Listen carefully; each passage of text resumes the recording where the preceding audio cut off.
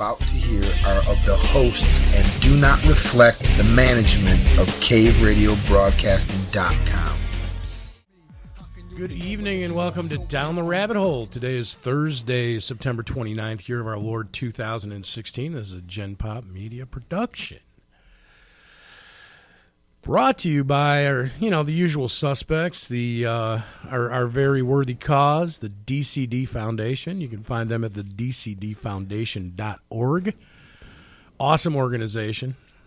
Not that I'm biased or anything. Or involved. The usual characters. Oh, Dave made it. And he's here. Awesome. Not from us, unfortunately. Yeah. Oh, never mind. It said it smells good in here. It smells great in here. Oh, okay. Yeah. Not like air freshener. That's what I was. Yeah, it's not from us, unfortunately. No, it's not. No. That sucks. Who's it from? Somebody you don't else. Give me names, but Well, I'm assuming it was the previous show. Yeah, not from us. leave like a little. Should be a requirement. You got to talk to Kenny. He may Should have be a the hook. requirement. Kenny, Kenny happens to work for both shows, so we're gonna have to correct that situation. I don't know what you guys are talking about. Up for a favor after the show. You I don't know what what you're I'm talking about. I'm sick of the raspberry vape juice. I want the chocolate, whatever you had before. Remember? Oh. Oh, my cord. is that what the kids are calling it Thank these you, days? Dave, for the cord.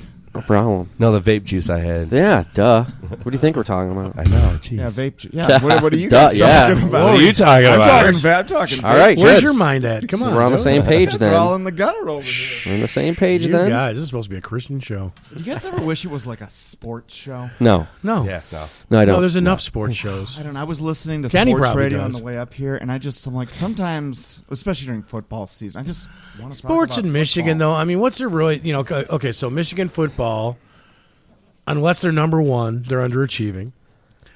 MSU always feels like a little brother to Michigan, and they're crabby Even when about it. they have won 7, Yeah. they've basically been rocking Michigan's world for the last 7-8 years.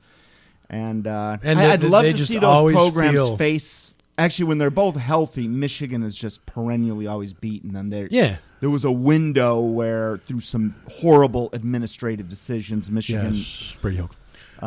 Yes, that was the big mistake. I know a lot of people, and I'm a Michigan man. Don't get me wrong. I've never missed. Hey, I thought Notre Dame. they made a mistake getting rid of Mo. Okay, I thought Moeller was. I thought Moeller. Gary was Moeller? I thought he was a solid. All that dude was doing was having a drink and a steak.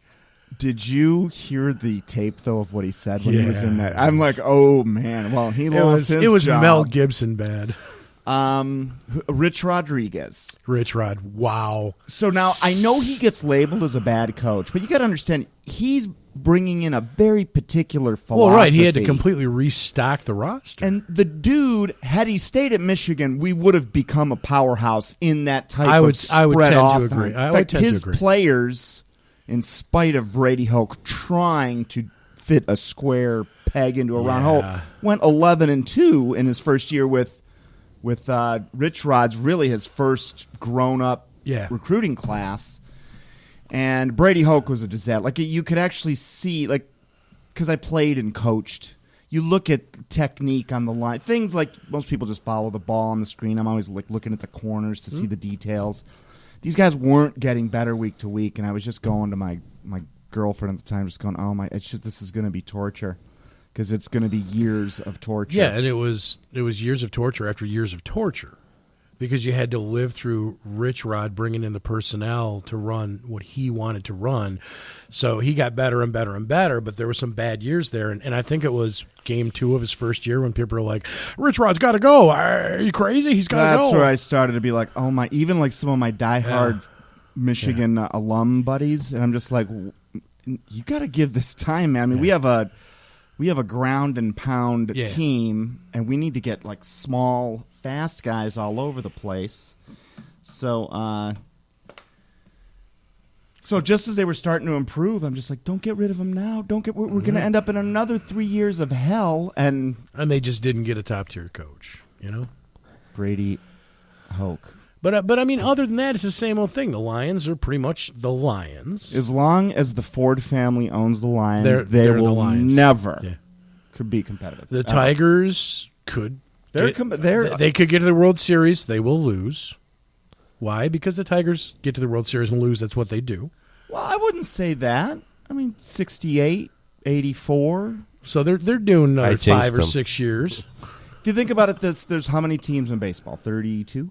Don't Kenny? have a clue. Anyone? Bueller? And at that rate, on an average basis, the Tigers should win one every 32 years. They're above average, and I've got no problem with the Tigers. We've been blessed with the Wings. Continue to be. Yeah, the Wings were awesome. There are the 30. Pistons are looking. There are up. 30 teams in 30? Major League Okay. Baseball. My boys on the hardwood are looking up, man. Pistons? Stan Van Gundy's whipping them into shape. They Is got he? some young studs on that team, man. When Jordan left the NBA, something. I was in Chicago when Jordan left the NBA. When Jordan left the and NBA, I danced. that's just a one jig. sport that I just don't. Hockey, I identify with. You know, they still call fouls on Joe Dumars when Michael Jordan is just in the arena. Really? Yeah. Michael Jordan. Was that a joke? Sorry, dude. Sports, no Nintendo, dude. Sorry, whatever. Speaking of sports, I am going to involve Dave in this because I went golfing with him this weekend. No, This that's a man- sport. I thought we were talking about sports. This man, I know. That's like a sport. real That's sports. actually a real sport, unbeknownst to most people. I Can you call pull a it groin more muscle? of a. Yeah, you can actually. I call it more okay. of a It hobby. meets my criteria. However, it is a sport technically. Dave is. He's not good. He's great. You're a really good golfer. I was impressed. Well, thanks, man. Well, nothing, Every shot was let's solid. see. It's Dave. It doesn't shock me. Anything the dude puts his mind to, he makes happen. So I would expect him. I would be more surprised if he was crappy. Everyone was out there wearing all their nice little golf outfits, and Dave had this like cut off jean Yeah, my Happy boy. Gilmore. tattoos all My over boy. the place, Yeah. and a Satan Lives hat on his head. Everyone's like, "Dude, who let this dude into the club?" And he Heck beats yeah. everyone at golf. There you go. No, I'm just kidding. Yeah. That was a good day. No, it was a good day. Actually, I played well that day. We are speaking about the Cave Radio sponsored golf outing that Yeah. went on Saturday, the charity golf outing. Sunday. We were right? all Yeah. Saturday. I'm sorry, No, Sunday. Sunday. That we were all involved in one way or another. It was a good event, very, dude. Very happy. Dan did a great job and an excellent cause. Very, very cool. Yeah, for autism. Yep. And it turned out really. What was the name of his? Scramble for autism. Yeah. Because it fits. Right. That's what it is. FORE, autism. Yeah. We saw ink on papers. Yeah. I managed to finagle one in there. Yeah, it's pretty cool. No, you Yeah, so- you sponsored a hole. I wanted to take a picture of it, but my phone died because I was checking on my fantasy football updates Oh. while we're on the first 5 holes, and then Gotcha. the thing just went kaput. Yeah, it was cool. It was a good event. They did a good job. Nice course. You ever met Dave's dad? Yeah. DiBiase's? Yes. Yeah, Ron. Yes. Good. He won a Yeah. raffle, like $400 Nice. bucks. Yeah, dude, he won like $400, dude. Nice. It was awesome. It was And good. I was glad he won I that. bet you smiled. Yeah, pretty much. Yeah. Anyway, he was a good dude. He gave some back, so it was cool. That's See him do that. Not to any of the people he played with. No. But to the quote unquote the charity. Yeah, he gave it back to the charity. It was Which pretty was cool. actually, all jokes aside, that was Yeah, a very that's- cool thing. yeah. to Yeah, do. it was That's cool, man. awesome. And they put together a good. That's not easy to organize, How man. photo went, right? How'd Photo, dude. I'm telling you, it was just sometimes scrambles work, and I don't know if you understand what that means, but like No, a I best know ball scramble is very simple. You all, you have a foursome, 4 guys or women, whatever, and you all take your shot, whatever it is, tee shot or wherever you are, and then you pick the best one and all play from there. There you go. Okay. So it ends up being a faster way to play, usually, depending. But what's cool about it is you never really know anyone's game or their skill level, just kind of, right? So it's one of those scrambles that worked out really well because when one of us was really good off the tee, and then we got around the greens, Photo and Hooper. Dude, Hooper with a putter, Yeah. dude, unbelievable. Some of the putts this guy sunk. It was stupid. I mean, just I stupid. made a joke. Well, I'm good with a putter because that's what I used to beat my wife with. Dude, it was and then Photo too on the Get greens, accused man. of it, I may as well actually That's say cool. I Dude, did he it. chipped in for Well, it sounds like you had a well-rounded team. chipped man. in for Nice. birdie on the one hole. Photo did, and then he sunk another ridiculous. I mean, like 30 footers, dude. 40. I mean, just stupid. Center Yeah, putt was dumb. I get furious at putt.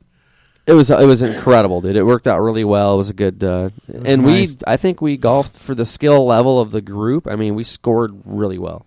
The winning foursome had, I think, 13 under. 15 under. Oh, we were 5 under. Yeah, we were only 10 off the lead, and we're not like That's not to be. we're not even that's single to be digit. ashamed of, man. We're not single digit handicappers. I mean, we're like I Dude, would say had mid to swing high, a right? Club in literally, I was doing the math on maybe 15 years, maybe And once in. We made some good shots though, dude. It was coming around. I mean, if you got out and played, you would be a good golfer. It's one of You those. can hit It's a like golf ball. addictive. You like after coming out there, I was like, hey, I want to kind of get back. You on can it, hit- 'cause it you can feels play golf, good to dude. just get a good piece of, and you just know you Yeah, hit it. yeah. No, it's a You got to fantastic. talk to Ron, man. Talk to Ron from church because they do a couple big golf outings every summer. And Next they're year, always- I'm doing it, dude. They're always looking. They for go up people. north for Yeah. like 3 days, Include Yeah. just and it's keep just me- golf, dude. Just golf and eating, Yeah. and golf and eating. It's awesome. I'm Yeah, telling we you. It's like were- Oscoda or somewhere they go up Yeah. north in Michigan. Yeah. You know, we were definitely drinking beers. Nothing A wrong with lot that. of beers were. dude, he's he's so funny. So normally, right, you'd get like, yeah, give me like 6 Coors Lights, or not to any brand, whatever it is, right?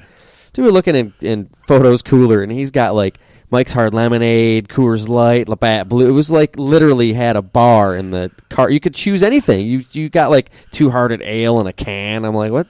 He had everything in there. It was hilarious. Dude, if you go Dave to knows a, how to host a it party. was hilarious. Man. here's knows what how to happened. host a The party. lady in the cart. First, we had Jessica, and then Kaylee. I think. were the Hey, two good names of the memory. Yeah, girls. you're right. Well, if you're serving beer to me, I'm gonna remember Yeah. your name.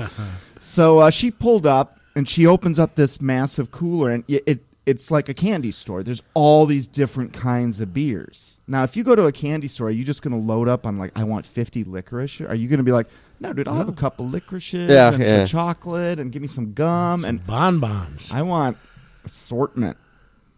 Yeah, it But was I ended funny. up drinking that 9. I was actually, those beers were like 2 beers. Some of them, yeah, like the better ones. You know, if I drink 3 of those, I'm half in the bag. You know what I mean? So I had a Coors Light plus. Yeah, you kept. I was sick, dude. I was not feeling well. I know you could hear it in your voice. Yeah, I'm still fighting it, but I played anyway. Yeah, I was. We talked about this on Saturday, but if you've ever played like pool at a pool hall, you know how normally I suck at pool too. But between 2 and 4, 5, 6 beers, like my pool, Yeah, there's game's a window. Pretty, the window.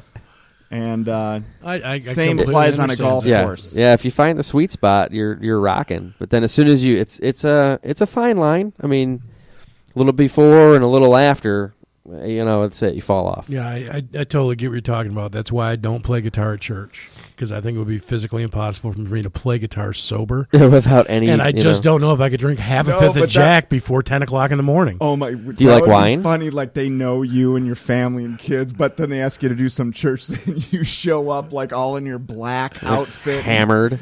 with cigarettes hanging out of your mouth. Like, that would be Like, this is how I play, man. You want me to I- play? This you is know, this is how I do it. When they first asked me when they first asked me if I would consider it, and I'm considering it. We're working our way into it. I don't want to be the I don't want to be the musician. I want to do other things with the church. I don't want to be part of the music ministry. That's not what I feel my calling is. It's not where my passion is. And the first time Ivan asked me, he's like, man, you need to do a special number, sit in with the praise team or something like that. I'm like, I do when it comes to guitar. I'm playing for the other team. yeah, it's just not the same thing, dude. It's just not the same. I just can't thing. get angry. There's too many happy people around, Yeah. and I'm pissed when I play guitar. It's like if you're gonna if you play hockey, and all of a sudden you get invited to play floor hockey, you just Yeah. can't quite get. And it's not that I don't think there's good music and stuff like that, because I do. There's plenty of it that I think is way above average. Christian music's come a long You way. either feel it or you don't feel it, dude. Yeah. If you're not feeling it, you're not feeling it. It's cool. I just don't play anything anymore. You know? I don't have time. Yeah.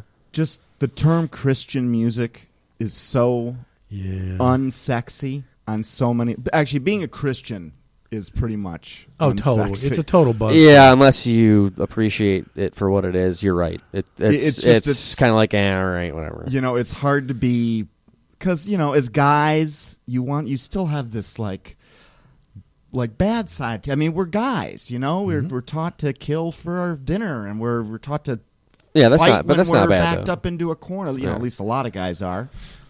It's in fact, Catherine, and we miss you, Kat, if you're listening. Hi, She's Kat. going to be taking a few weeks off, and when it comes to what was I just talking about? Oh my God! Maybe I'm getting a contact buzz from that was cherry awesome. flavored whatever. Being a Christian is Yeah, not being sexy. guys. Yeah, and- see, so sexy. I forgot what I was talking Yeah, about. totally forgot already. Oh, I was reaching for because Catherine had gotten a book for me that's apparently the premise of the book, which is how do you be like a man in today's society and be a Christian? Because he had the same thing we were just talking about was his. I don't know the author. I offhand don't know the name of the book. Kat, if you want to text it in, if you're listening, have to it. But that's like a dilemma. It's one of the reasons like it affects everything. Your dating life, what you do for fun. Because just like normally when the night gets going, which for me used to be around 1 a.m., and it would start ending around 4 or 5, and nothing Christian happens Goes on in between between. 1 and 5. Especially not when But there's those were alcohol my and the such best involved. hours, I know. Well, maybe. I guess you just got to think about, were they really your best hours? Yeah, and I mean, the thing is, Were it they really what depends did you, on. anything gained from this activity It really besides- comes down besides- to Great Rolodex of memories. besides prescriptions for antibiotics? Oh my gosh. it comes down to what your perception of what a real man is. Well, that's true too, and I was kind of going to go there with that. It's No, and that's I used to think different. Obviously, used to actually behave differently, if you can believe it. But if because we're concerned with the perception of us by the ladies, right? I mean, we care what women think of us. I mean, of course, we're married, so it's over for us. the two of you, I know. I think this a lot because I'm single again. Probably. But- and it But changes stuff. I don't necessarily think that if there's a woman that looks down on you for being a Christian, you probably shouldn't. You should probably lose her number, dude. It's happened already. You should probably lose her number, dude, because it's not going to end up good. No, I It's Very just true. not. if It's going to be a anything problem. happens with anyone, it's going to be a much more equally yoked Yeah. scenario. And even being just because you guys know, like I went through that breakup a couple years ago, and then I was basically effed up and just clinically insane for a good 9 to 12 months. And then I started coming out, and I'm like pretty much 100% back to not even 100, but I'm high 90s at this point, highly functional. And so I've been starting to Sure. not really date, because here's one of the things about being a Christian, and this is where it gets, God, my social programming is just pounding against what I'm about to say, but odds are I'm probably going to have sex with somewhere between 0 and 1 more woman the rest of my life. Because you can't just go whoring around like you used to. Yeah. And not just because it's the rules, it's actually you're convicted in your heart. It's just a bad idea because it can actually Yeah, can nowadays. kill you. Yeah, Well, I was nowadays. never that way anyway. So, but I like the company of women. I like going out on that sweet spot in that first few months where you're dating and you're getting to know them. Man, See, I always found that It doesn't have to uncomfortable. change though, dude. I always found Why is that different? uncomfortable. because I don't waste anyone's time that I couldn't be serious about. Sure. This is what I was saying is I've run across a lot of girls, and there's something else about being 40, however, 7 and single, however old I am. The dating pool it's really wide. It goes from, not that I'm targeting these guys, but there are a lot of women out there that have a daddy thing and are just blatant about it. Well, that's I wouldn't The necessarily ladies on shy the away girl from show that. are a good example, and they're right. Yeah. They're very blunt about it. And so from 25 to even, I was actually talking Well, to there's a no end to it. 52-year-old hygienist this morning, dental hygienist. So I was just like, Nice. you wouldn't come up on my Match.com search criteria because I'd probably be Yeah, searching cut it. off is But I was just like, 28 or whatever. Just kidding. Dude. Yeah, the cutoff. So, and even talking like this, I think sounds. It's. I don't have a problem with. Christian? I don't Is have a this problem joking anti-Christian? around, dude. If anyone has a problem with yeah, joking whatever, around, joking. then Thank they you. won't like me very much. Christians can be funny. Can they? Well, you can be. I'm hilarious. No, dude. I think they can be for sure. I think so. I think we tend to be funny. That was one of the things I had a conversation with my one of my closest friends, Billy, and we talked a few months in. He was one of the troop that was rooting for me and trying to bring me over to your side. And we talked a few months in after I'd gotten a lot more knowledge and fully committed. And we sat down. We were actually having a conversation for the first time. And he's like, so how's it going? And I'm like, the weird thing is, I expected it would change me more. I'm like, I still say crazy, I still think the same things. I still approach things the same way. I'm still sarcastic. I'm I expected, I don't know. There's a line you won't cross now, though. No, that's and true. And if you that's do, true. No, you're right. If you do, you'll be like, eh. No, you're Whereas right. before- You're You're right, very right about that. Whereas I before, guess you're I just like, expect it whatever. to be more Didn't even think of it. homogenized or something. People have that stereotype. Christians are boring, and Right. So So that's I what mean, I I was. kind of expected when I made the commitment that I'd be a little more normal, and I'm just still, That's I a did weird not word, see man, that because I don't happen. even know what that means anymore. yeah. I don't even know what that means anymore. Normal. What does that even mean? Normal to me equals a sheep. That's just Yeah. someone that's hiding all their But, I mean- abnormalities to fit in. No one is normal. I guess I assumed I would conform more, and I haven't really conformed any more than I was before, except to the Word of God, and that has been the major difference. But I realize in the things that I'm doing now, outside of the radio show and work, that God made us all the way we are for a reason. There's a reason why there's so many different types of Christians and so many different types of people that become Christian, because you are never going to reach the crowd that DiBiase and I hang with. It's just not going to happen. Well, yeah. But keep in mind, we don't really know everything about those people either. There's things about them I'm sure we don't know. Oh, I absolutely agree with you, but I'm just, looking at it from the other side where I was a short time ago. Yeah. Some of the things like Cat and I have talked 1,000 times. I love her, and her faith is it's awe-inspiring. The faith and the belief she has. Man, she was pelting me with stuff, and it was just bouncing off me like bullets off Superman. Pelting you? What do you mean? Like in what way? Trying to get me to open my eyes and to see the truth. And because she was not the right person to bring that message to me, it if anything, it might have held me back a little bit. Really? Yeah. See, Catherine. But once I understood, once I knew what was going on, now I cleave to her. Okay, because I ask her a lot of questions. I know I can reach her anytime, 24 hours a day, so I'll ask her biblical questions and stuff like that. But before we were both on the same team, it was kind of like, ooh, yeah, no, you do your thing, I'll do mine. It's cool. Yeah. Well, Catherine gets a lot more wiggle room because she's very attractive. She's hot.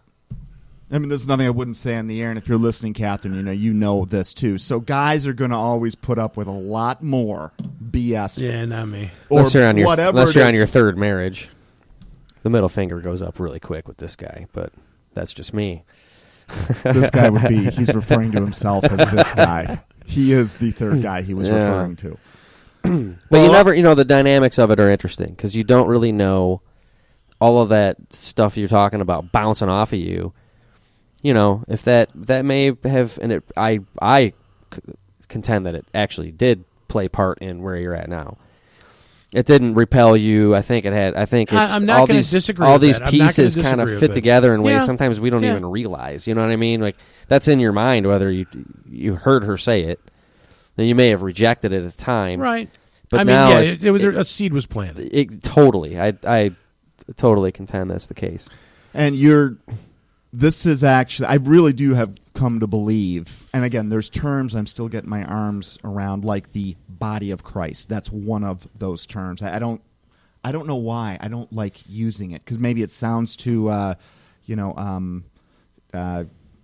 Christian. Well, there's cliche, there's cliche terms that fly around a lot, and it's like, I agree with you, man, and I'm not down on anyone for talking like that, but I sometimes feel like people program themselves to sound that way because they think like because they're following what they've seen. It makes them, I don't know, whatever. It's probably a judgment, and it's unfair, and I'm sorry, but I just don't come across that way. I don't communicate that way. It doesn't come naturally for me. I don't even say any of those taglines, quote unquote, right, that you hear all the time, because it's just not what comes out of my mouth. It's just not. When one of those words comes up, I find myself doing what I just did, which is I pre-excuse it. Like, I'm about to use a religious word, body of Christ. Yeah. My point is that the body of Christ, basically all the people that believe that Jesus really came down and he really is the Son of God, and they understand why he died for us. It is such a massive and well-oiled machine. Now, all the little pieces might not be in contact with each other and coordinating it at the ground frontline level. But at the end of the day, every group of people, I don't care, male, female, what continent you're from, I truly believe the entire world is covered. Like, no one gets out of this planet without knowing who this guy was. And it's kind of funny if you think about it. The one guy, or there have been a few guys, but isn't it funny that the guy that claimed that he was the Son of God, who you can read things 800 years before he came, like out of Isaiah, where they're saying, this person will be pierced for our sins, and he will. And you're going, well, that's obviously Jesus Christ. And then you actually, if you actually do some thinking, and you realize, holy cow, this was written 800 years before this dude showed up. And the very guy that went through that 2,000 years later is, bar none, the most famous person in all of humanity. No, who's more famous than Jesus Christ? Except for the Beatles, maybe. No way. According to that was a joke. Yeah, they said, but I mean, we're more famous than Jesus. But isn't it ironic that the dude that claimed that without a marketing team, without pomp and circumstance, here he is 2,000 years later. He is the most well-known figure in the history of humanity. If you actually think of what the odds of that by itself are, it's pretty astronomical. Well, it's impossible. Unless you really are. Yeah. Unless you've got something that is swinging the the amount of literature that survives and is available, and the amount just the whole gambit makes it. There's no way. It's just. We should get Mondeaux on the air over here, because we were just talking about Christian men, the whole concept of becoming Christian and like retaining your manhood, your attractiveness, your sexuality. Like, because to me, it's always. This is all very new territory. Have you guys all met, by the way? Yeah. I mean, we have. Of course. How are you doing? Times. I think we've had drinks together before. We have. We have. We've been drunk together. Let's ask you: when you hear the term "a Christian man," what's the image that comes into your head? Oh boy, definitely clean cut. Sweater vest. Just clean sweater vest, probably buttoned down. Someone who's very well put together, keeps themselves more, has their range of free time activities is probably a lot more. What a wonderfully diplomatic way to say. A lot more approved of than, say, mine. So, you get boring? I mean, to each their own. Everyone finds different ways of entertaining You're not going to hurt themselves. anyone's feelings here. We want the balls. To me, nuts, yes, screwed. I would consider. Because that's a picture I see. Their fine lines to be a little bit more boring. I just feel like it's more of, if they are not just, I go to church with my family and stuff like that. If they're actually a dedicated and devoted Christian man, they're probably, they have their lifestyle set for them, is basically what I'm saying. they live a certain way. Their jobs are always usually some form of office related. They're very clean cut. They expect certain things out of their woman and from relationships. Definitely a family type person. And tattoos. I'd consider that boring. Actually, isn't it supposed to be a sin to get tattoos? Yeah, well, a lot of things are a sin, but that doesn't mean that we don't do them and then Some can. There's a lot of people. repent for them later. I know a lot of people that don't start bringing religion in their lives until later on, and some of them are driven to that after going through certain circumstances. Yep. And when they try to change their life around, they do turn to religion for that to help them get through that. So it varies. It has different opinions. The thing is God's not supposed to judge. He's supposed to accept everyone, right? Absolutely. So, yeah, I find that interesting because the stereotypical perception is exactly the way you explained it. That's how I would. That's the stereotypical thing is, and that's the way I see it. Yeah. And most people who are involved in religion there's a good portion that turned into it later on, but there's a lot of people that were raised in that. They grew up in that. They have certain expectations and limitations put upon them, so they all grow up to have their character formed in a certain way. Yeah. So that's where that view of a Christian man comes in, is because that's how a good portion of them were raised and turn out to be, and that's why so many people have that view. Yeah, that's definitely what's programmed into us for sure. Yeah, I know guys that are welders and mechanics and iron workers. Me too, and but such. it's not office. But that's also the way they're portrayed in movies. That's what I'm saying. Media, on television. That's what I'm saying. Yeah. So I mean that's It's not part just of the perception. It's for girls too. Yeah, I mean, I spent the vast majority of my life as a bachelor in Chicago. And if you describe two women to me, everything being equal, hot, upwardly mobile, smart, right, whatever the criteria is, if you would have added one more variable, and she's a Christian. Now, up until a few years ago, you're out. There was a big red X. Exactly. Because I'm just like, well, yeah. Daniel Tosh did a funny thing where he had things that you hate. I forget how. He does. Have you ever watched Tosh Point? Yeah. All right. He did a thing where it's like 10 things you'd hate for a woman to say to you, and one of them was a Christian. Well, one of them was, would you go to Bible study with me? And I was just like, that's true though, because the same perception men have, that's programmed into us of Christian women is exactly. Yeah. It's the same way for the other way around. Yeah. Totally boring. You got to put a ring on her finger to even, and which is, it tends to not be actually accurate, but the positive side of it for the men and the women is, like you said, their lifestyle is sort of set in a way. It doesn't mean you can't go out and have fun, have a couple of beers. We talk about this all the time. But if you're committed, you don't have to worry about, your Christian wife so much going out and screwing around with your best friend. Or then again, it does depend on the religion steal too, from you. And it also depends on the areas you grew up in.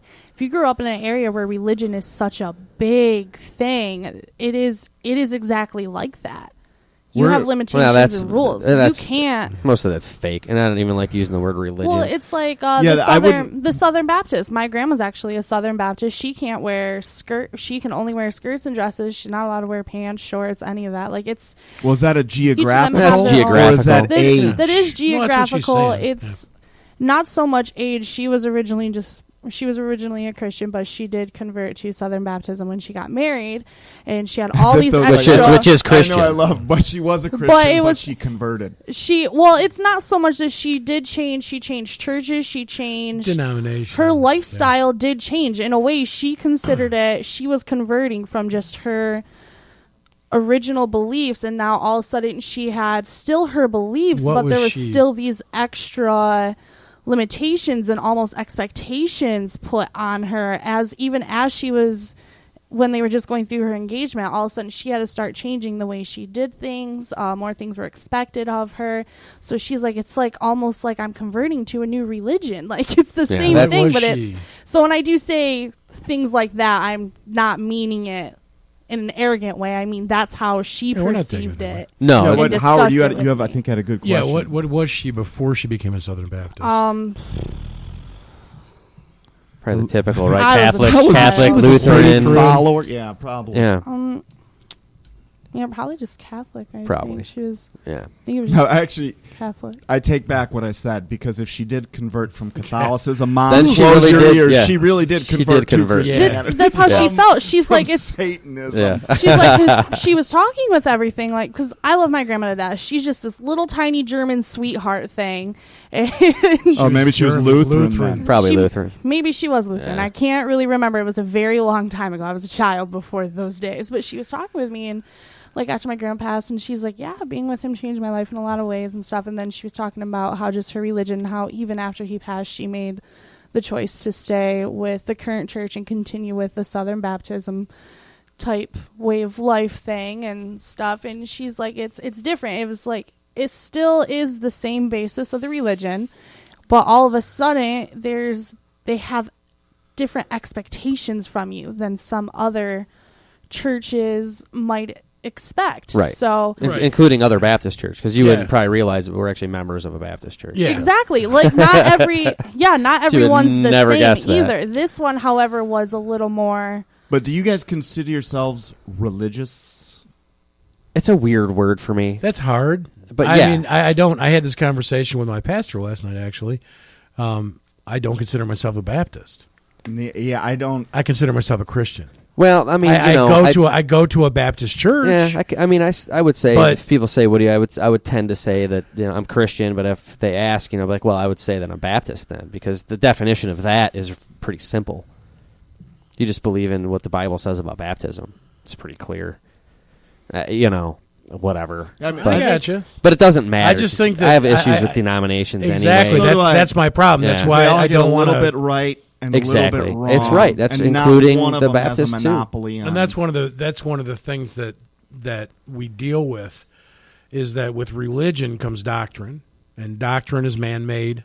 It's the rules that the early fathers of those particular churches. Right. It's their way. The Calvinists, Yeah. the Lutherans, Yeah, the that. each one has their own way, Right. and their own That's expectations right. and limitations set upon the people in their community. And I work for a religious radio company I work for one location that has 3 radio stations in it, and I can sit there during one day and I can see like 8 different people come in with different Yeah.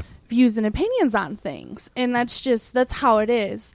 But I have realized that over time the limitations and expectations they do put upon you, it can depend on exactly geographically where you are. It depends what on period the in views. history you're Yeah. growing up in. Depends Yes, on the it church. depends Yeah, on the the church. views of the actual church. Right. Each church, depending on Yep. who's running it and who's in charge. Like my grandma's church was literally some elderly men, including my grandpa himself, step grandpa himself, coming up from growing up in the South and having this very strong Southern baptism way of life. They grew up with that, and they navigated up here and opened this church, and they brought their same views with them, and to this day they are still installed there. But at the same time, there's other churches in our neighborhood that are absolutely nothing like that. Right. Honestly, I think it depends on the church itself. Yeah, it varies It from, depends like on I the said, church leadership. all Yeah, Baptist absolutely, churches are because- different. Even Lutheran churches are different. part Catholic of churches are part of different. the reason why I left the last church that I belonged to before joining this one was because there was a change in leadership, and all of a sudden it wasn't the same church. Yeah. And it's like, Exactly. Wait a minute, Right. I've been going here for years. I was really comfortable with the way it was. No one has my opinion, and so my family ended up leaving, and then we attended. My wife went to a Catholic church for a few years, and she would drag me along. Yeah, I did that a couple times. The Filipino Mass. Yeah. Yeah. Altar bone ring. Yeah, well, nothing sunk in. I mean, I was just sitting You there can't because understand my half wife of it wanted me anyway. to go. That's why I was there for her too. Yeah. It's well, fine. I grew up Catholic, and Yeah, I same actually here. think it's what But the drives first so time- many people away. It's what drove. But for 20 years, I'm like, well, this is all BS.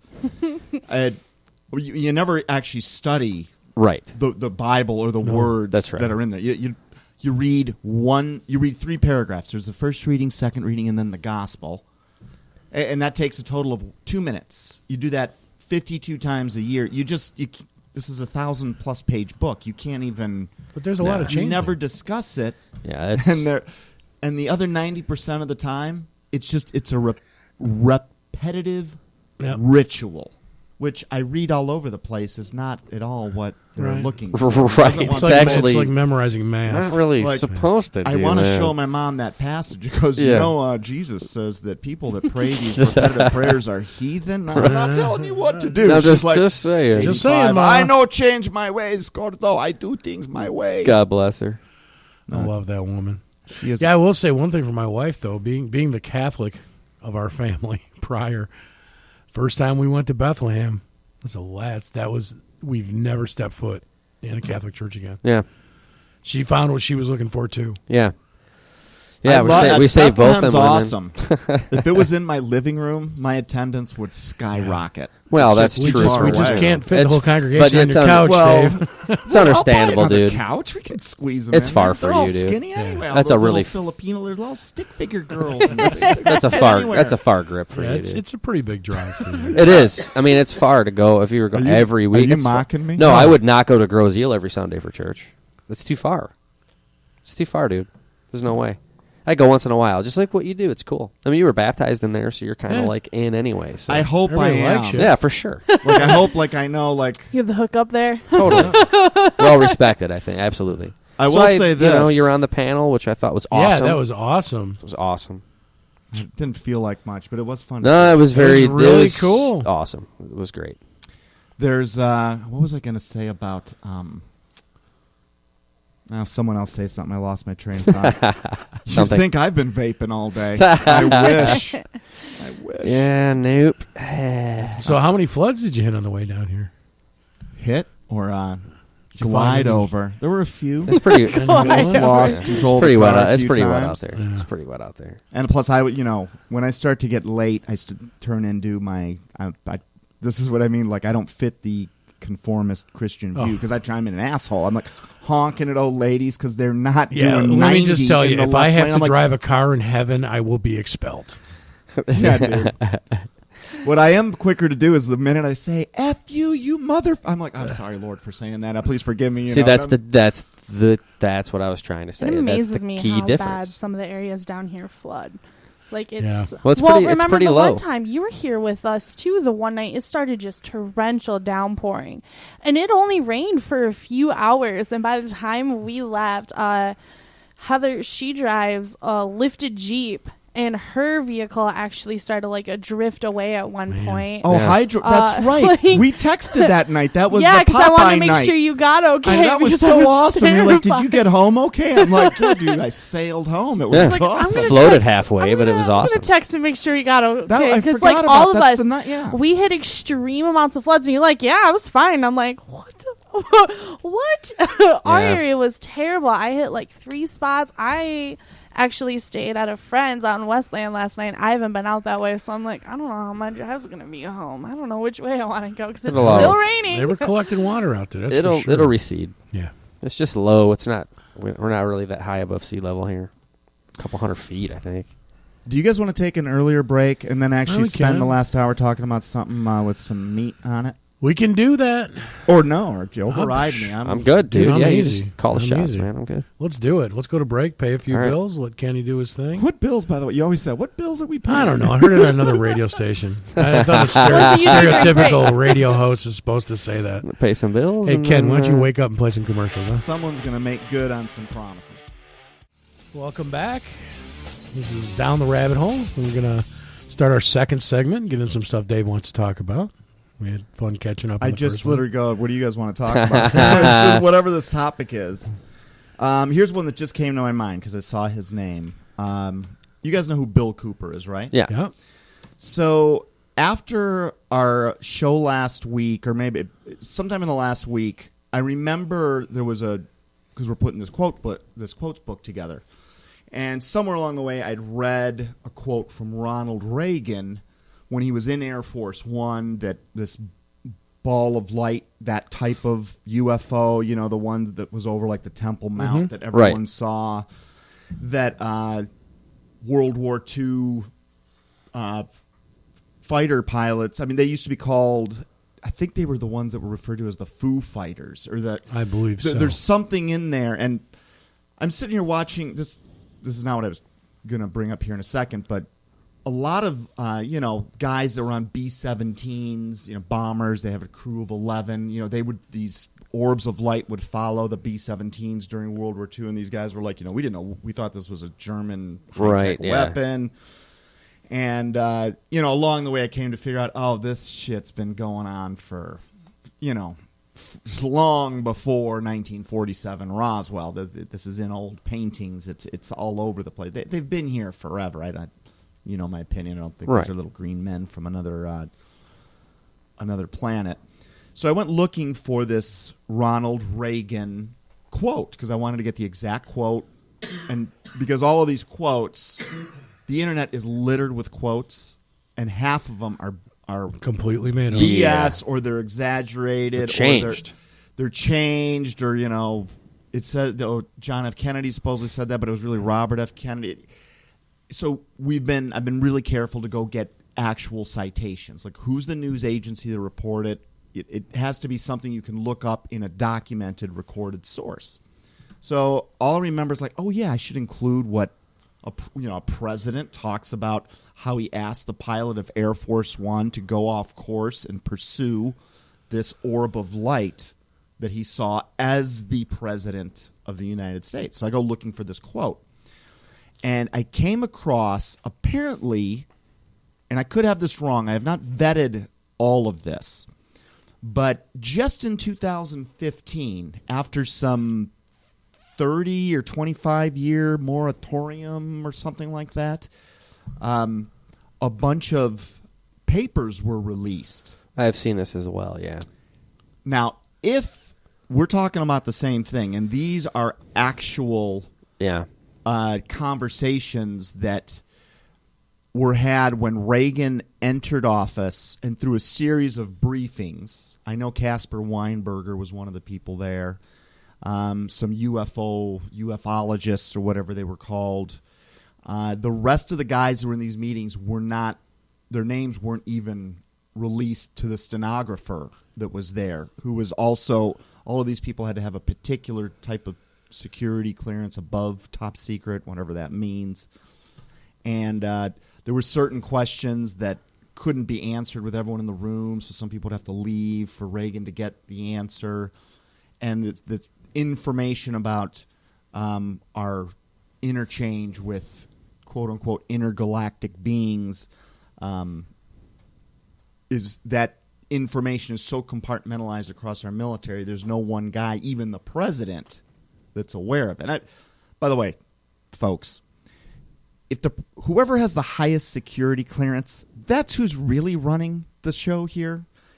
When your president doesn't even have the highest security clearance, just understand that they're just a pawn of somebody. Okay, so if we're talking about the same article, this entire briefing or series of briefings, one of which took place at Camp David, I think one was in the Oval Office. There were a series of them, and the bottom line is in 1981, I guess it would have been, Reagan is told, no, these things, they showed up in the 40s.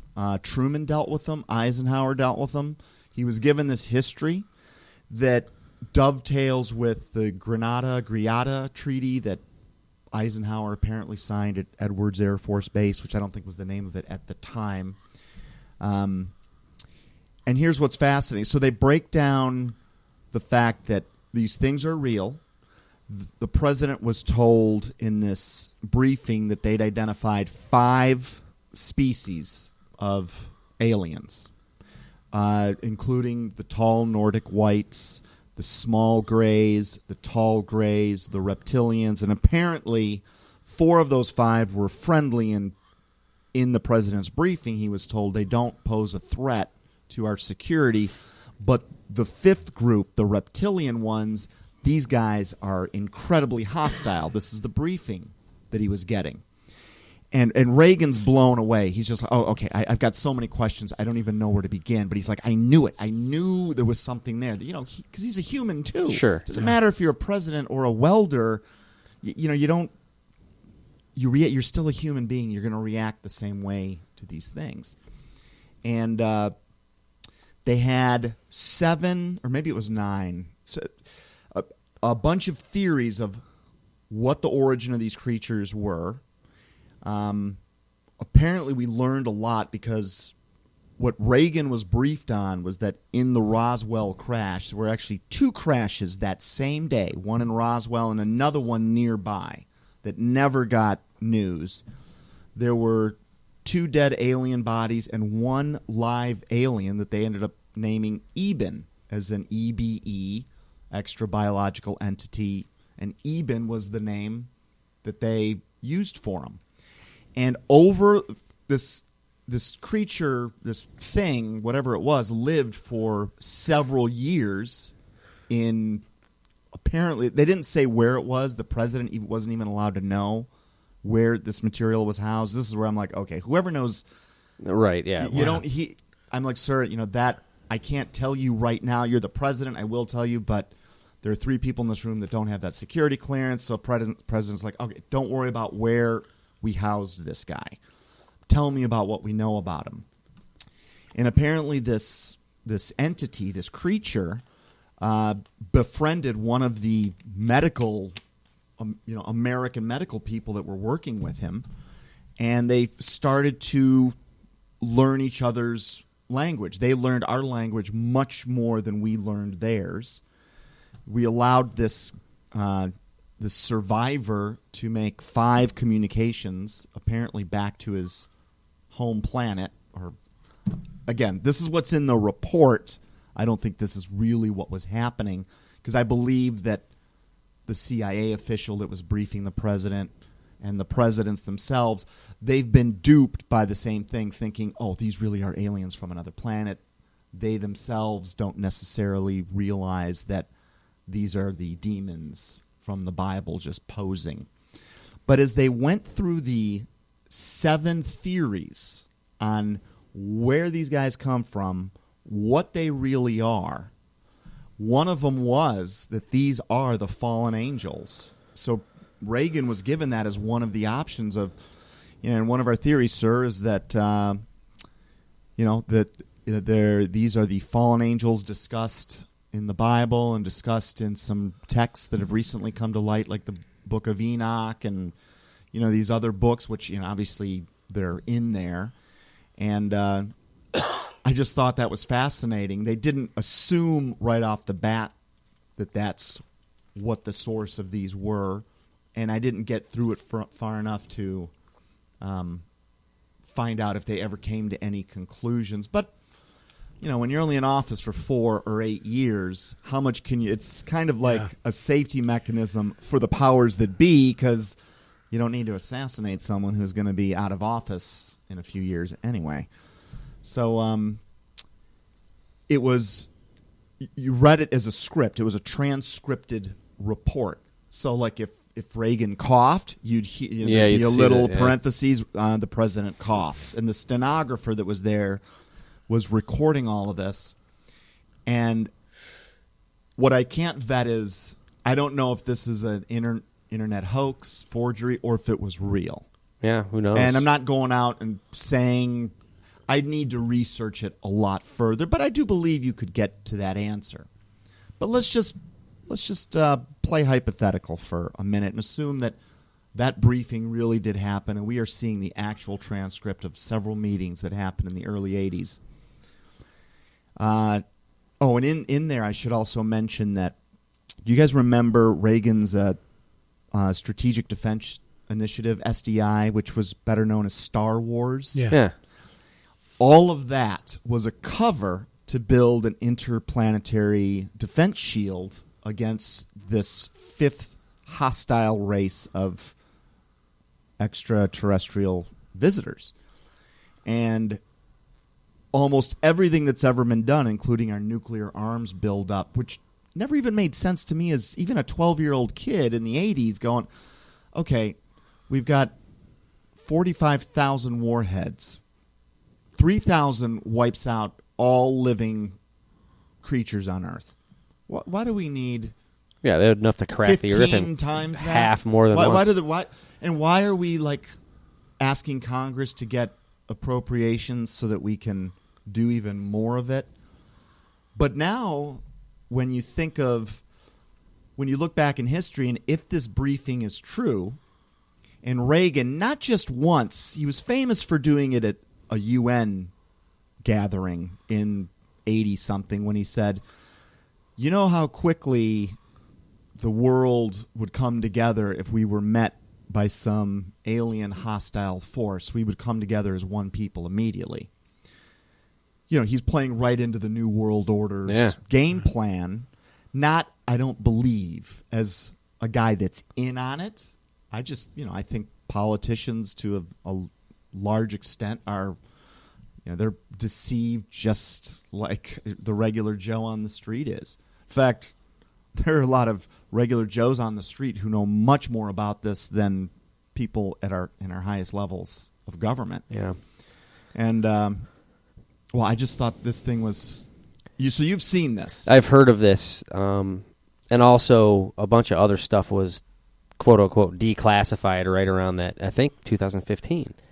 Might have been even 14, but I think it was 2015. But all I know was that immediately following that, all these documents, it was this huge dump of things that were declassified, from 50s and 60s, 40s even. And it was all UFO stuff. And then there was just a barrage of TV shows that were made documentary style, like these, UFO files type shows that were going through all of these things that were declassified. Experiences by commercial airline pilots, by military pilots, by air traffic control towers, et cetera, et cetera. And I think it was all kind of released at around the same time. And with certainty, I can say this: the truth is not hidden, as in it's nowhere to be found. It's hidden amongst all the BS. So once you learn how to vet information, you can. They hide in plain sight. They're camouflaged in a sense. All of these conspiracies, all of this. But there was one thing I want. One thing this guy said, the guy that was presenting to Reagan had said that the military back in the 50s started working with Hollywood and I got to go back and understand the reasoning behind this, but apparently there was a 1950-something or other movie called The Day the Earth Stood Still. It was remade with Keanu Reeves. But that film was a joint operation between the Pentagon and Hollywood in the first time where they started to bring this. Now, some people will say that actually began in 1938 with Orson Welles' War of the Worlds. But there was a guy, James Corbett. I've heard this name, yeah. The Corbett Report. He cut it. He became known to me through 9/11. He's the guy that has that real quick 5-minute spiel. Oh yeah. That goes through it and it just makes 9/11 look so ridiculous. And he had a podcast, a recent one, that talked about how to fake an alien invasion. And he goes, it's so well done and so well researched. Reagan made these comments about the world being united by this common extraterrestrial enemy many, many times. Actually, several presidents have said it. And that nowadays the Pentagon and Hollywood, like the big studios, pretty much only do movies that are, I'll call them Illuminati movies. It's like you almost know ahead of time what an Illuminati movie is going to be. Like I just saw Moneyball with Brad Pitt. not an Illuminati movie. Saw Independence Day #2 and 1, definitely Illuminati movies. Like anything sci-fi coming out of a big studio, it's woven into the storyline and all the imagery that's there, and it's not an accident. You know, that the symbol, the Right, pyramid yeah. symbols, and the and they were doing that to shape our opinion, so that when these guys do show themselves, we're not going to be as freaked out. Was the reason. To which Reagan said, "Okay." But Reagan's getting hit with so much information, so much unbelievable. You don't stop to go, well, wait a minute. Well, I don't understand. Why would you do that? Because maybe even the CIA guy making the presentation didn't understand why we would be presented with this storyline over and over and over and over of alien visitation to Earth. Over and over. So much so that it's hard to believe that we're not on a round world. I'm not saying it's flat, but I'm just saying. Yeah, that is interesting because you said that was like 81 when that thing took place. This would have been his first briefing would have been in 81 because he was sworn in 81. Right. So all this whole tangent started with Bill Cooper. In the briefings Reagan was given, they were talking about the fact that the public is starting to know. They're starting to figure this out. There are a lot of we can't keep this quiet much longer.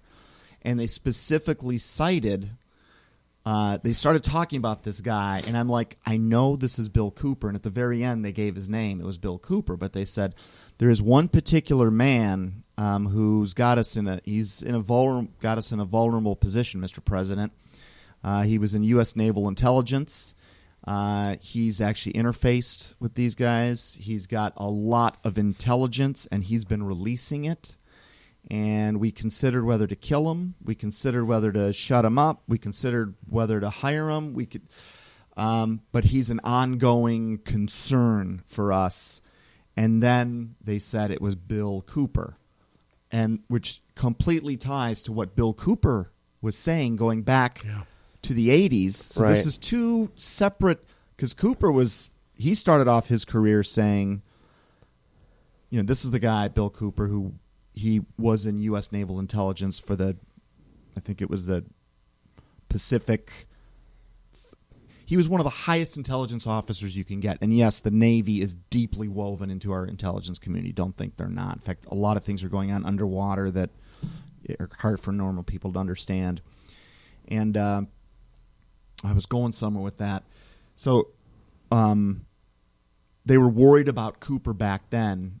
And when Cooper first came out talking, he's like, guys, we are being visited by aliens. I am telling you, I've seen it. I've seen these people. I've talked to other people that have met. This is not just me alone. And then near the end of his career, now this is, I think, what may have gotten him killed, is he realized that somewhere along the way he came to the conclusion that these weren't aliens from another world. These were the demons from the Bible, and he started to augment his story. And I remember when I got to that part of reviewing his biography, I was actually pissed. I believe they were aliens for the first. I knew there was something up there, and I went to the first place most people go. These are visitors from another planet. Obviously, Hollywood has been trying to tell us this forever. And then you keep going, and all the experts after time, I'm generalizing, but the Jacques Vallée's, the guys that have made their career in studying this, end up coming to this conclusion that, holy cow, dude, we're dealing with demons. They are real. And the same thing happened with Cooper. Well, you could speculate that, and this is speculation purely, but that Reagan came to that same conclusion himself, because in 1983 declared 1983 the year of the Bible, and actually it was a signed bill, signed unanimously, by the way, in 1983. And what followed, if you believe as we do, what followed was the largest wealth creation mankind has ever seen. was a result of the Ronald Reagan presidency, and that's a fact. That 20 million jobs. You can go on and on and on and on and on with the things that took how place. does that tie into the 19th Well, I year of think the it Bible? does, because if he declared, and again, it's just my belief, but if he declared 1983 as the year of Satan, then we probably would be taken over by Saudi Arabia or something. I don't think that we would have prospered the way we did. I think that obviously had a part to play in it, because now you see where we're at now, and this isn't even meant to be political, just more observational, I guess, but where we're in the tank. we're We're in the tank. But that was going to be one of my done, debate points with you guys when we were going to debate whether this country was founded on Christianity or not. right? Now, whether the founding fathers, regardless of what they thought, I think the God upstairs said, okay, this country, I'm going to, they are coming together for me. This is as Christian as it gets. The USA spread Christianity. And the And still USA does. was, to this, well, not anymore, because we live like we're rich, but we are the poorest country. We're in the tank, dude. The count's gone. But still you just blessed, don't though. know it yet. Yeah. But we were blessed. And then I'm reading I'm in Leviticus, and they're talking about, I was reading some passages today because our power was out. So the only thing I had to do in the daylight, I'm like, well, may as well just read the Bible, because, you'll never be done reading it. And then I'm reading about how God judges nations. Of course, based on how, where it's like the majority of the populace is moving. He's not going to judge a nation if there's one, adulterer in there.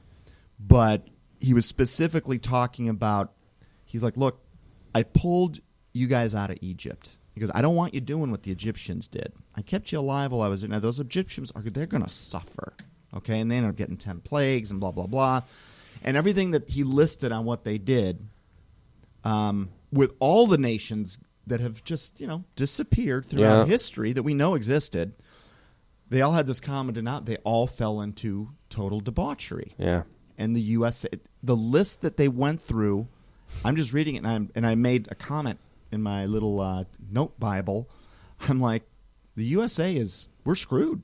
I mean, if this is a fair judge and he's really up there, dude, I mean, we're going to get a spanking. Yeah, if we don't change course and rapidly, you're absolutely right. Because at this point, even now, I mean, you could argue either way, right? You can have a little bit of faith and be a little bit optimistic and say, hey, we could still, we're trying to wake up. We're trying to get it right. This. It really starts with our leaders, whether we like it or not. That's just how it works.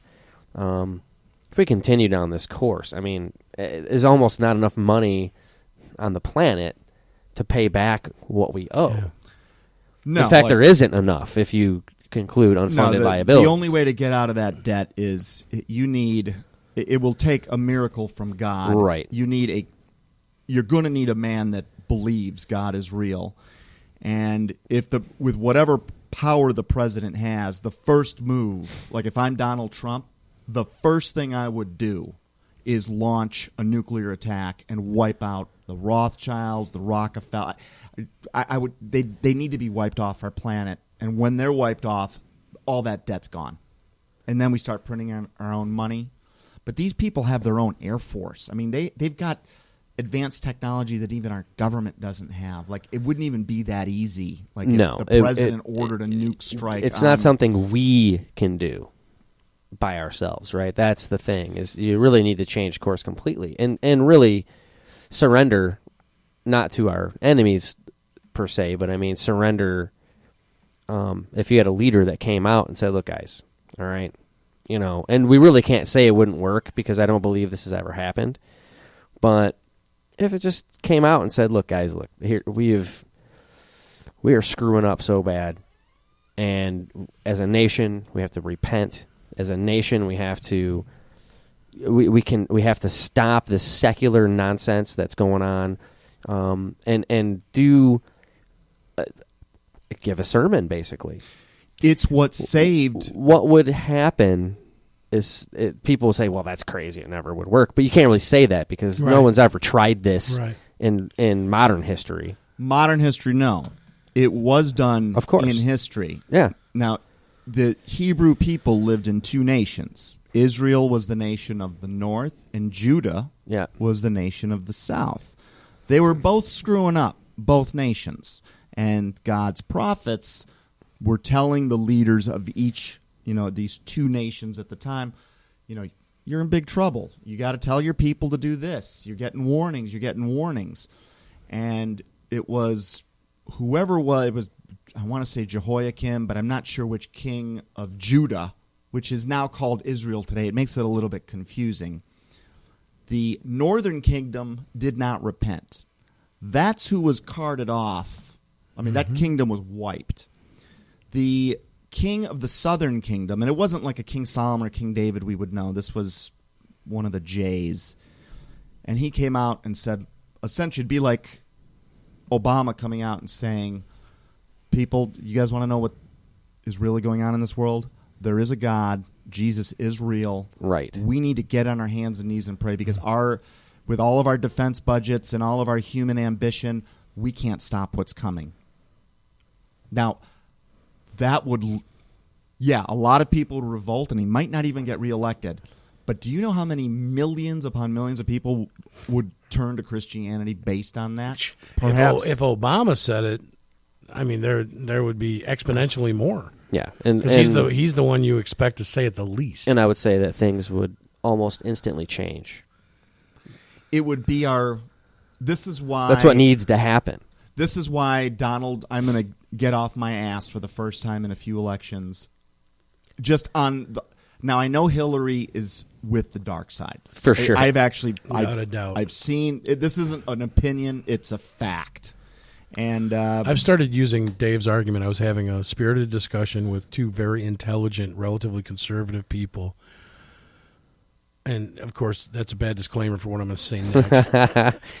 Who can't stand Trump as a human, so are planning to vote for Hillary. That's insane. And we had a very spirited discussion at my shop, and literally at one point, I, in an exasperated voice, said, "She eats babies." What was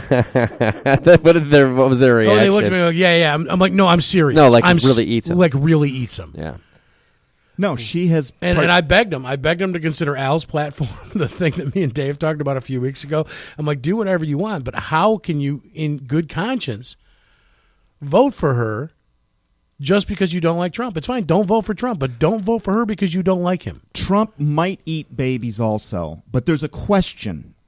There is no question. Hillary is absolutely demonized, without a doubt. Her soul was gone. Who knows? I mean, if you really want Since to Arkansas, dude, come on. Dude, They've since been part the of beginning, it. she's But at the least one. It could have been her grandparents. She's the one. Right. She's the one who sought out Bill. Okay, her father picked Bill for her because she, at that time in this country, would never be a governor. So they handpicked Bill, who was broke and knew nothing, Right. Because he was good looking and charismatic and slimy enough to get in there and send his life to Satan. Well, the one thing I can say is at least Donald Trump, comes out and has no qualms about saying that he's Presbyterian. So he at least says that he's... Yeah. Now, we know that obviously this, take that with a grain of salt, right? But I've never Obama has said, and I don't know if this was in Farsi or some other Arabic dialect, he has told those people, I am Muslim. Well, he is. But I've also heard him say, I am Christian. Which, you can't be both, so I know you're not Christian. Well, what he is he's a liar. That's true. So, That's true. He's going to tell people he's white next. He's going to come on television. Well, Well, put it this way. So, and I don't know. Let's see if we can get like a consensus here. In our lifetime, right? In our lifetimes, as long as we've been on the planet.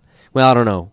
You guys are older than me, but either way, who would you say is the last Christian president we've had in our lifetimes?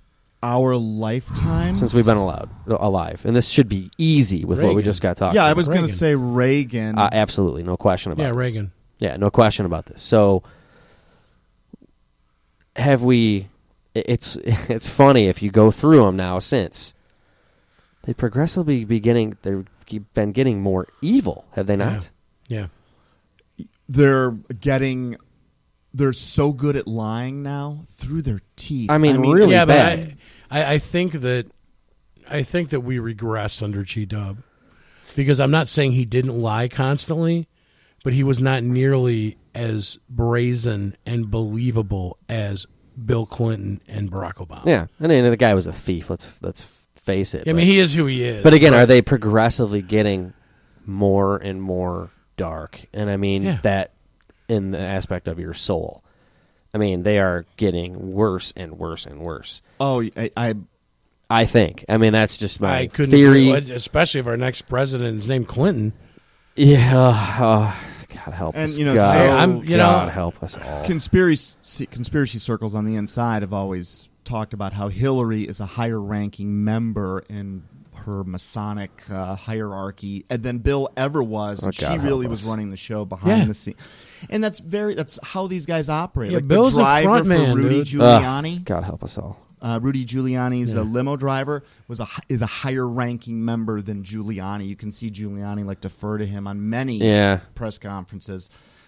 George Senior Bush is the vice president, but he was controlling Ronald Reagan. Then he tried to set up that assassination where, once again, the Bush family is meeting with the family of John Hinckley. Well, the same way they were meeting with the family of Osama bin Laden. I'm like, are you people so dumb that you don't put this together? Didn't W just come out and say he's going to vote for Hillary? Did I hear this correctly? That wouldn't So speaking surprise me. Do you guys know I wish he would, because that would turn so many people hate Dub. That would Well, no, that would mean definitely- he turned his corner. He's a changed man or whatever. Trump's our only chance? Odds are, the way I'm seeing the world, Satan's got such a lockdown on it that Trump is already gone, and it's just. And I go back and forth whether Trump's a deception himself, man. But there's a chance. Who knows? Yeah, there's a chance he's not. Right, there is a chance, and that's there's why no you're gonna get chance my Hillary's vote. not. Right. Exactly. Well, here's which brings me. Go ahead, Dave. I was going to say, here's a scary scenario. And I don't know what would happen because I'm not familiar enough with the law of this things, but this is just a weird scenario, okay? I don't know why it popped in my head a week ago or whatever, and I told, my buddy Terry at work, and he was like, dude, wow, what? I don't know. So let's just say, and call it a conspiracy theory, call it just a weird thought, daydream, whatever.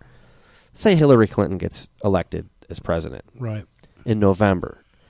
And I'm not saying I want this to happen. Just hear me out. I want to I know whisper where to you're Howard going. what you're going to say. Let's I know where you're say going. she drops dead in December or something before she gets inaugurated. or gets whatever. charged with murder. Whatever happens, she drops off she gets elected, the election's over.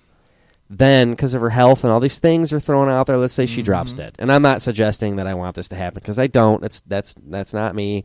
I'm just saying, what if this happened and she doesn't actually get inaugurated? Now what? Yeah.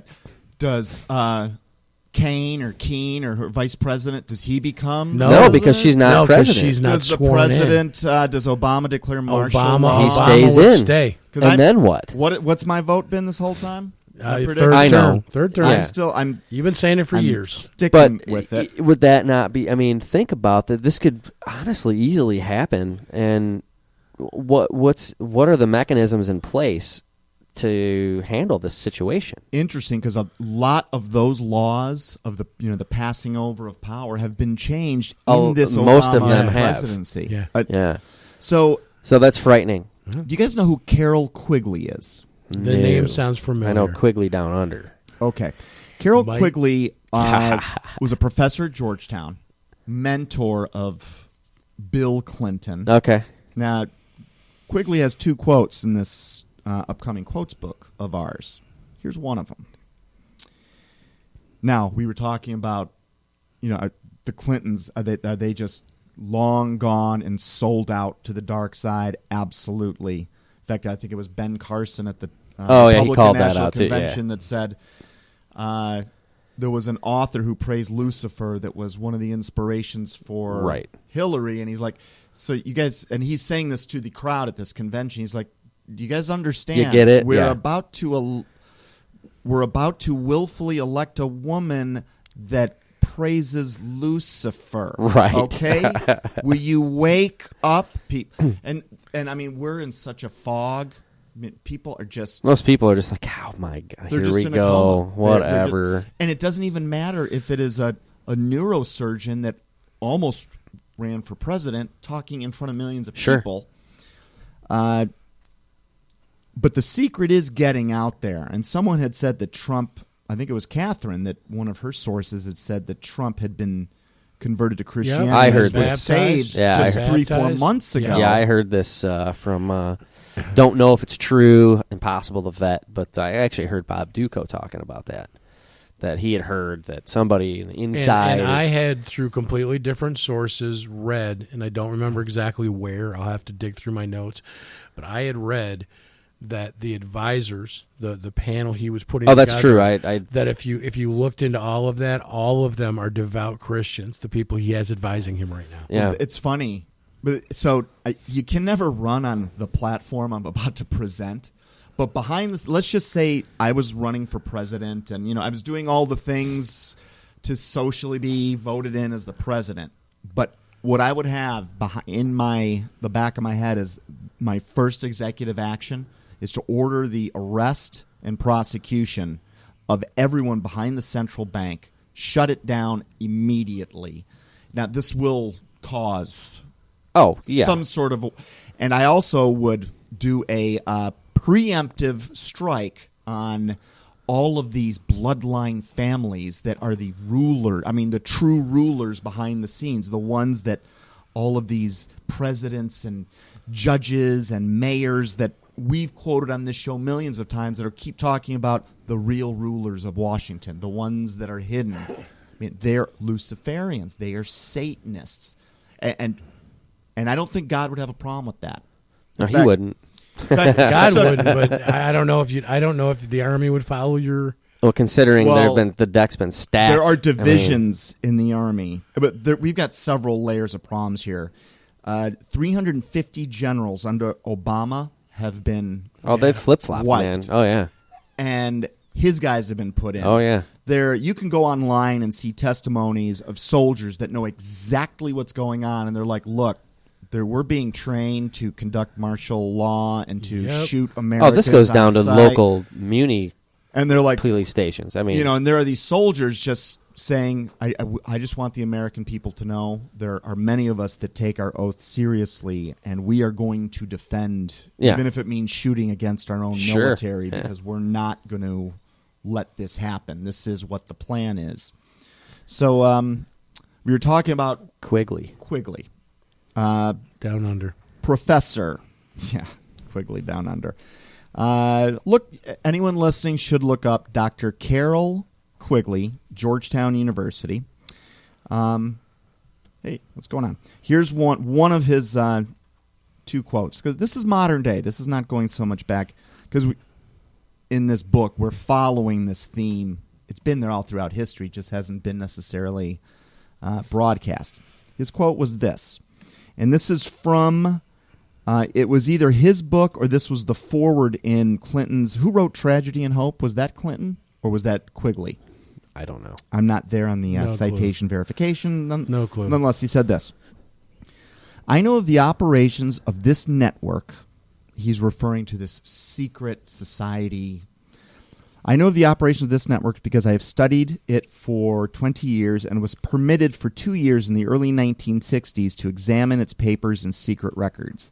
I have no aversion to it or to most of its aims and have, for much of my life, been close to it and to many of its instruments. I have objected, both in the past and recently, to a few of its policies, but in general, my chief difference of opinion is that it wishes to remain unknown, and I believe its role in history is significant enough to be known. talking about the Illuminati. That was it. He was referencing this secret cabal that really runs the world, but he's doing it from a perspective of, yeah, they're there, but I kind of agree with them, so it's not that big of a deal for me. I think they should get out in the spotlight and take some credit. That's kind of how he's saying it. And this is one of our president's mentors. And there's a second quote, and if I can find it, I will pull it up for you. It's here. And I probably should have read this one first. Let me see if I have. This is from page 950 of Tragedy and Hope. There does exist and has existed for a generation an international network which operates to some extent in the way the radical right believes the communists act. In fact, this network, which we may identify as the roundtable groups, this goes back to your CFR commentary. You might even mention that in a minute. Let's see. This network, which we may identify as the roundtable groups, has no aversion to cooperating with the communists or any other groups, and frequently does so. I know of the operations of this network because I have studied. Okay, this is where he goes into the rest of the. He goes, I know about this network because the quote I read before was part of the one I'm reading now, so I really only have one quote. It's from page 950 in Tragedy and Hope, where he talks about the fact that organizations like the CFR, the Council on Foreign Relations, Bilderberger, secretly run the world behind the scenes, and they just prop up presidents for us to throw tomato cans at, as you know. That's a distraction. Thinking So if I'm Donald Trump, the first thing I would do in office is wipe everyone out. I think God would have my back, because I was just reading today in Leviticus where they said, if anyone is found amongst you that is an adulterer, you take him and the chick he just did adultery with and you kill him. Like, you don't want, because that's going to make the soil of your local area, and if there's too much of it, the soil of your whole nation will be unclean.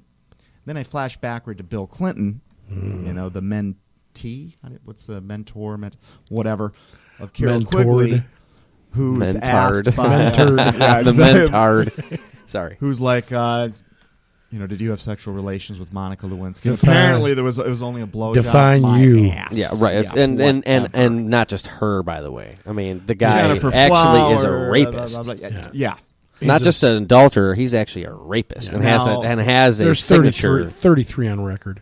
So what do we do with a guy like this? I think this happened in a second term, but we already knew the dude's a criminal, and so we're willingly re-electing these people. Exactly. Like, what do you think's going to happen to us? Right. It was Jefferson who said, I think it was Jefferson who said, I fear for my country because God is a just God. That's right.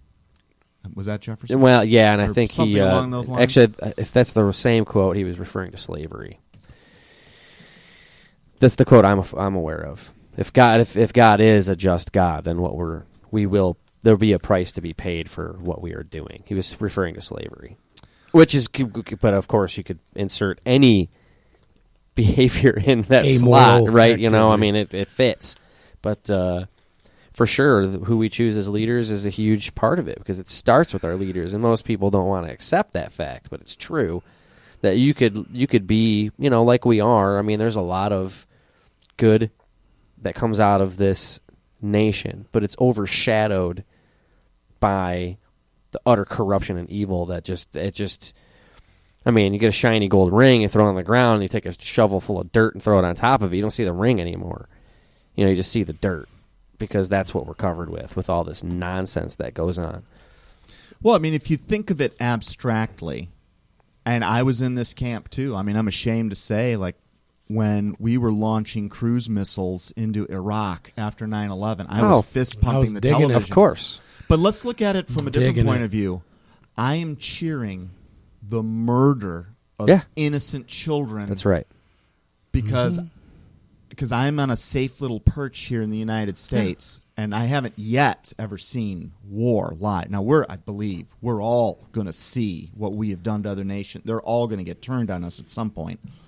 But I'm sitting here cheering for murder. My morality, wasn't an immoral person, but I would be a corner cutter if it meant getting things done or what. I could justify almost anything. Right. I don't think I've never killed Justification. anybody, but I've definitely lied. There's I've definitely a way to justify that if you were to kill somebody. There's always a way. Well, if you think of, like, if, I have nothing against our military. In fact, the people that join our military, I think, are by and large, these are God's people. I mean, they're good-hearted.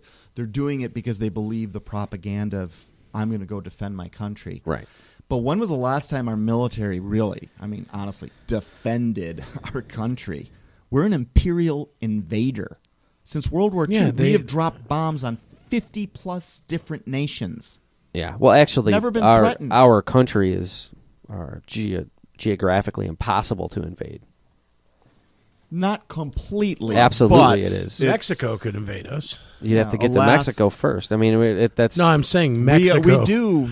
There would be almost no chance It's of a one of ground the- invasion. I don't even bother It's one of the mentioning blessings Canada. of this nation. You see what I mean? I mean, they're they just wouldn't way get too laid what I'm back. saying. They wouldn't even get, you could invade by air. I mean, we could just take that out. Navy, forget it. Really, geographically, the United States Well, the is almost invasion is going to invasion happen. proof. Ish. As we speak now, and go look this up on the internet. Again, you got to see this for yourself, but there are over 2 million Chinese and 2 million Russian soldiers that are stationed at bases all over the United States. Well, it's possible the invasion has already taken place. Yes. Exactly. Right. It's the Trojan the horse, so to slow-moving speak. coup that began with the assassination of Kennedy, and this is what Jack Ruby was discussing from his jail cell, saying, hey, there's a whole new form of government that's going to get formed here, guys. Yeah. And it happened. I mean, it happened so slowly, but, the frog in the boiling water, we don't notice it. But if you stand back from history and realize that 100 years is a snap of the fingers in time, and you see how quickly we're falling off a cliff, I hope it's reversible, but, man, you can't stop a boulder from just falling straight down. It's going down. Yeah. Like, there's not even a slant on it anymore. We are, and again, I'm not making judgments about homosexuality or adultery or my list of sins that could fill an auditorium. But we are glorifying all of them, yeah. that got not just Sodom and Gomorrah, but many cities and nations wiped off the face of this earth because they were acting in such an ungodly way that God wiped them out. There is no way the USA walks out of this. Well, it's become accepted, popular, cool in a way to actually mock what the Bible says. I mean, I see this as limited as I am on Facebook, but I go on there once in a while and just scroll through. I almost can't stomach it anymore. I never really could because it's all nonsense anyway, but it's kind of amazing to me. It's fine if you don't believe it and you're not, even if you're atheist, if that's your thing, fine. But to take it to the step where you're actually mocking, right? And actually the Bible warns against this, and now I understand why. You don't mock his rebuke. I mean, you don't necessarily have to agree with it in your own mind, fine. But just the open mocking of it is getting to where it's like And it's mainstream, not about- dude. It's like, oh, don't do that. The Bible, forbids that, and stop eating shrimp, by the way, ha, ha, ha. And, like, people are just freely mocking without really even understanding What they're doing. what it is they're mocking. There's a part of me, the frustrated part, and I'm sure you guys identify with this, the part where you wish people would. I mean, it took us each 40-plus years to understand what we understand. I wish I had now. a bat of intelligence. Yeah. I could just start smacking people in the head with it. But that's why I do believe there's a spiritual component to it. And if that person's heart isn't pure in whatever God's definition of having a pure heart for him is, they will never know what we're talking. They'll never get it until Judgment Day. Yeah. I just find it, odd that it's fine to not agree with it and to not, but to just be so nasty about it Oh, could you imagine? is wow. I mean, to me, I had a disagreement with someone over a medically necessary procedure. He said it was medically necessary. I didn't. And we were just having a debate. And when he got to a point where he couldn't argue anymore, he basically accused me of hate speech because I didn't agree with him. Well, that's the technique now. Or I'm surprised you're not racist or something else, right? Well, luckily it was a white person we were dealing with, so the race card couldn't get played. Okay, yeah. But it was hate speech, and I'm like, are you kidding me? Really? That's where you're going? Hate speech. I'm speaking hate speech because I don't agree with you. Yeah, that's what it is. And they're going to get so many sheep to go running. See, that's the scary thing. Okay, this is what scares, the shit out of me. Well, as it should, because this is that the deception is so deep that you've got people who are these are good people who believe in God, okay, who are Christians who believe in God, and they are so deceived. Well, anymore that they're buying the liberal agenda and the social policy. Yeah, anything anymore. Even Fox News now. I mean, they're basically where MSNBC was maybe 4 years, 5 years ago. But I mean, the CNN. I mean, these people are foaming at them. I mean, it's literal. It's rabid deception now to where it's just so. I was listening to it's insane. Mitch Albom on the way up here. For all you outside of the Midwest listeners, famous news journalist, sports journalist. Midget. He wrote book Small Person Hate Speech. Tuesdays with Maury. Hate speech. And he was. If I say something about his ears, is that hate speech? Yes. Oh, he said something that got me pumped up. He goes, I am so furious right now because this is Mitch Albom talking on the radio on my way up to this very show today. And he's like, yeah, okay, so you're telling me that one of the issues of whether Donald Trump should or should not be the president is because in 1997 he made a reference to a beauty pageant saying that she had turned into Miss Piggy because she had gained some weight, and this was before he was even a part of the. This was 1997. He was just a figure, a public figure, and Hillary brought it up. And I've got friends that with a straight face will go, well, we can't have that man be president. Oh yeah, absolutely. Even if it was true, even if it was the truth. Yeah, and the fact that he cheated on his wife. As a private citizen, they will exonerate Bill Clinton. They well, yeah. I mean, you call Clinton a serial womanizer and a rapist. Well, Donald Trump cheated on his wife. Yeah, and I mean that's insane. But I don't think Donald Trump has and the convicted women of perjury. But it doesn't matter. This is his point, it's like right? Standing up for Hitler, for Christ's sake. Well, sakes. his point is that they're non-issues. Compare the two. Actually, you take a poll on what the world thought of Adolf Hitler before September 1st of 1939. That's when he started World War I with his invasion of Poland. Yeah, he would have gone had he died in a pillow accident in 1938. He would have gone down as one of the greatest statesmen in the history of the world. Yeah, because he pulled great Germany orator. He pulled out of exactly beyond recession. If you were in Germany in the early late 1920s, early 1930s, you've signed this Versailles Treaty, which was a gun to their head. You've got inflation that is increasing at such a great rate.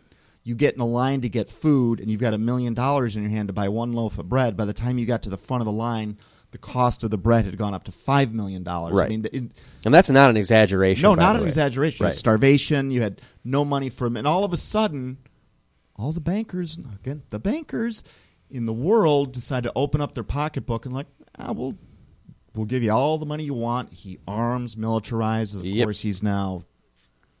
But had it stopped in 1938, he would be loved. Like Winston Churchill is loved. Well, he literally got it to the point where the only existing political party at the time was the Nazi Party. Yeah. Before the final solution and all the nastiness really started. It's amazing. The story and the progression that took place is really quite incredible. And I believe that's probably, aside from the occult, evil, satanic element of the Nazi Party, if you really look at what the man achieved. And again, and those are not conspiracy theories. No, that's for real. The Nazi Party was heavily involved in the occult, summoning up spirits, dark powers. they were in touch without a doubt and had been given, I think, a lot of technology that, these ancient demons had been. Which, interestingly enough, we sort of adopted, which Yeah, is very that's odd. right. We took them all into the United States. Yeah, changed their names and gave them important NASA and et cetera. Yeah. Going back to Clinton, because there's a quote from Clinton in this upcoming book, and this actually might be the most honest thing this man's ever said. He said, "By the time you become the leader of a country, someone else makes all the decisions. You may find you can get away with virtual presidents, virtual prime ministers, and virtual everything." But he himself, as the president, and I go, finally. Yeah, that's a word of truth yeah. from the man's mouth. Yeah. And Define virtual. Yeah, define virtual. What do you mean exactly by virtual? The dude that funded your presidential campaign, who now wants his promises, and you realize, all right, Kenny, 5 minutes, everyone. Bring it. When you take that money, and I don't think, at that level, some guy in a suit shows up at Bill Clinton's office in Arkansas and says, "Hey, I'd like to give $50 million to your presidential campaign." And Bill's like, "Great, sir. What, how can I help you?" "Well, I'd really like to get some extra soybean futures and some laws passed to get regulations." No, dude. By the time you're accepting this money, I mean, you're dining on children. You are now involved. This is a very good point, and this is what people need to really, really pay attention to. Is now take that a step further. Lobbyists are one thing, special interests are one thing, but we have a woman running for president right now who is taking millions of dollars from international interests, governments. There will be a debt to be returned for this money that is given. Not just to businmom's inside the United and States. it is not going to, it's not, some regulation to let the chrome, through her State Department, just in my mom's home country of Colombia, 100 million. That's just one example. Yep.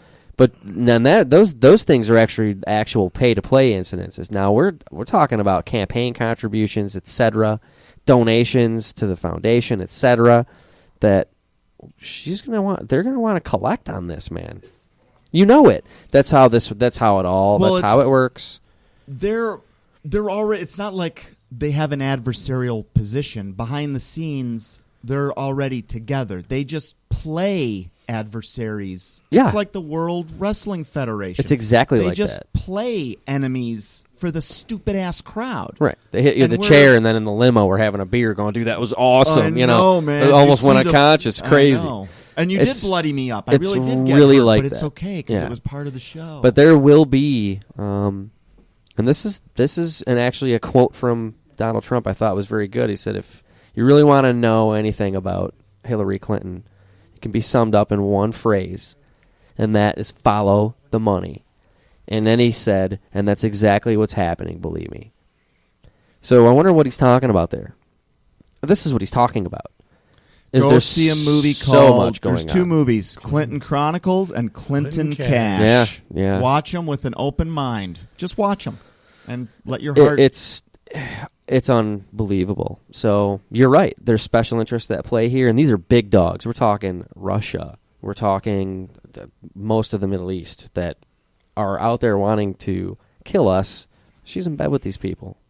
Let's try and close this on a positive note. Yeah. Because we're talking about the destruction of the United States, how we're all screwed, everything's, just like Jesus Christ, there are no promises about this little temporal world that we're in for, 50 to 100 years, depending on how well we eat, okay?